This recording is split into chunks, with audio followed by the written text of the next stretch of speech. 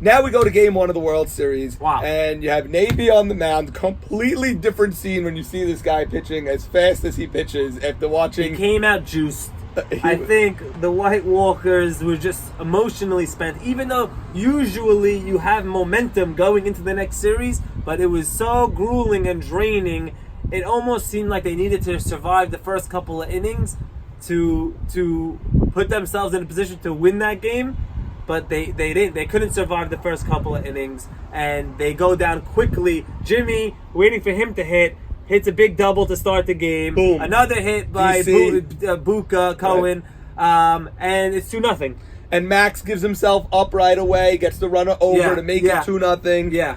This team is somehow very fundamentally sound. We don't see it in YMSL that often. Very fundamentally sound, and they have the pitcher, and the White Walkers have to be killing themselves a little bit if we fast forward through looking at the whole game, that they weren't fundamentally sound. They were in the game, but they did a ton of things wrong that were, looking back on it, inexcusable. That's 1 run or 2 runs, and you lost on 5 steps. But you gotta clean that up. And I've been hard on picking the White Walkers to win series, and I haven't picked them, and they've won, and they proved me wrong. Mm-hmm. But in the World Series against Navy, everyone knows you gotta come and bring it against Navy, and just some mental errors that kill me, because you could have been up 1-0 if we just played some sound ball. They had a couple of guys out at second base. Obviously, we have the play. After the first 2 runs, there's another run where they single to right field to score a run, and the right fielder throws home again on a desperation, and the guy gets to second base, and that makes it 4-0. Instead of 3-0, it becomes 4-0. And at the time, saying it's 4-0, it's 1 run, but all of a sudden that 1 run means something. And John booted a few balls that you can't boot. Joe G in center missed that high bomb. Oh my God! Cost them 2 runs. That cost them 2 runs, and then they didn't score anything after that. Like, they're saying after he drops that, they could have scored 4 more runs. So you almost forget about it, but he just dropped the fly ball. Wild drop. He was playing very shallow for Lewis. And running back, but it floated up, and it hit his glove, and if he catches it, they're getting out of it, and it's 4-2. And it's 4-2. Instead, it went to 6-2, and now the game is basically over. And then even at 4-2, they had bases loaded 4-0. The way they scored 2, they could have even scored more that inning. Yeah. And they didn't get more. You're right. They had bases loaded, nobody out, and they scored on 2 outs.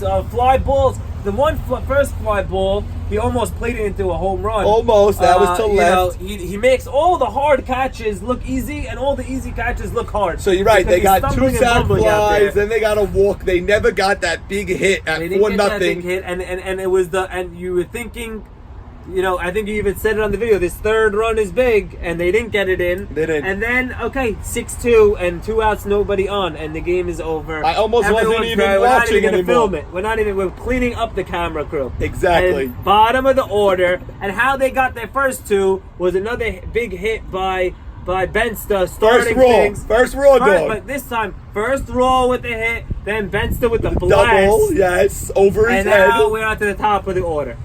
Eddie Rishti does what he does. Boom. Big hit. Base hit. Joe G, the tying run at the plate coming up.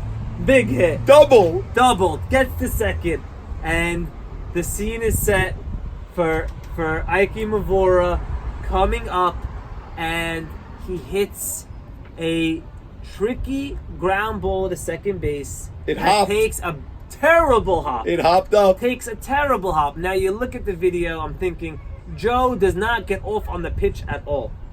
Really? Now, you're on second base. They're never going to throw and get you out at second base on a catcher play with the tying run and risk anything. Right. You can cheat a step, a half a step, especially if you think you're going to score. He's such an aggressive runner. You would think he would have had a few steps off. He did not get off on the pitch. And the ground ball comes. It takes a tricky hop off the second baseman's glove, and he has no idea where it is. No idea. And he might be the short center fielder because they're stacking that side. He is. With Ike up. They're playing 3 on the right side, which is tough. And now Jimmy with a very heads-up play. Now after the game, he's screaming, me, you, whatever it is. very heads up to get the ball anyway and throw a strike to Lewis. It was a long throw. It was in the grass, really. I also have a grievance that I think has to be stated. Is that there's a rule in the Major League Baseball now. They adopted our rule. They came to our committee and they spoke to us and they said, we don't want people taking out the catchers and blasting the catchers anymore. Buster Posey got hurt. How do we take this out of the game? And we said, okay, you got to give yourself up or whatever. But the catcher in the Major League Baseball have to give the runners a lane. And I think in our league, especially what Lewis did, if you look at the replay, he's camped with his knees down and his shin guards out, blocking the plate to where even if he drops the ball, Joe has nowhere to go. And I'm thinking, if you're the runner, what do you do? Am I allowed to slide into him and hit him? Are they going to throw me out? Am I jumping over him? There has to be some way of the catchers knowing that you have to be out in front of the plate and give the back door to the runner. Because I don't know if Joe, they're saying he would have been out and there was a nice distance between him and Lewis, but he had nowhere to go. He's looking right at Lewis and the ball's coming in and he stops. You know, at the end of the day, if there's a lane, he might dive for the plate and try to get in, but he stops because there's nowhere for him to go. And I think that that's something that can't be allowed. And if it's not, if it is allowed, then you go back to what's the runner supposed to do, and you might open up injuries, which we don't want. So I've heard this. I've heard that if he kept going, maybe Lewis doesn't field it because he has a big 200-pound man he's running hit towards him. him. I think he's going to slide into him, and I would like to, some sort of collision would have happened. Now you're putting it in the ump's hands. Is he going to call him out if it's a hard hit? Right. But he slid, but ends up being like and you have a 20-year-old running into a 60-year-old. Right. You have all of that. You ended up saying it right, that the fundamentals by SmackDown on the rundown were great. And there was a play earlier. Where SmackDown scored, where they had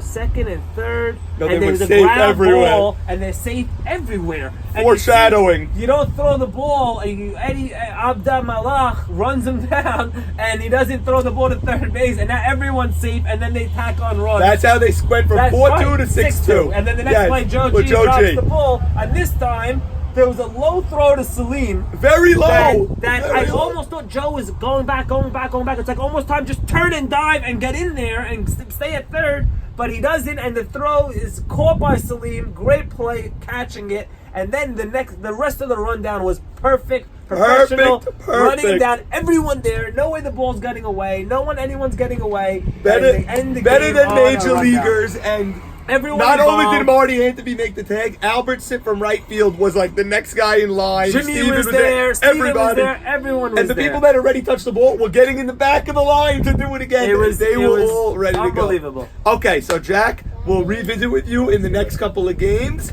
Your son has to go to sleep, so we have to go. For Sunday, Friday, Sunday? Sunday now after rescheduling. So we'll see you Sunday morning, 9 a.m. for games 2 and 3. Order, but they woke up in Game 7. They showed that the bottom of the lineup's hitting. They can hit. They're a good offensive team. They hit him hard. I think they need to focus in. They have enough veterans to focus in and realize, what are we doing? Cut down some of the mental mistakes. We can't gift them anything. They are the best team in the league. And 13-4 on the season, if you count all the games, or something crazy. So, but listen to this. You can't gift them anything. They're hitting the ball well. They had a lot of hard outs. A lot. Maybe 4 or 5 different hard outs on top of the fact that they hit the ball. The bottom of the lineup is hitting decently. Abe Haber, Ben They Stone, have Raw such Dog. a deep lineup. If you're going to tell me that Raw Dog and Ben Stone are going to hit, then it goes to Mocas right before that. They have a very, very deep lineup. Their infield defense is solid. Leo's pitching tough, and it was a long day for him. Now, this Sunday, it's his first game and Naby's first game. Both teams on the same playing Someone field. on their veteran infield has to tell the outfielders the throw goes to second here. The throw goes to third here. Especially with your offense being that dynamic, one run never beats you. Even if it's 2-0, you got to always say, just play not to give up the crooked number innings. Right. And they couldn't do that. It was every time they scored, it was 2-2-2. They couldn't just hold them to 1. I think if some of the plays were made the right way, you get out of the inning by just giving up 1. And you're down 3-0, but your offense shows you could score 3 or 4 runs in an inning easily.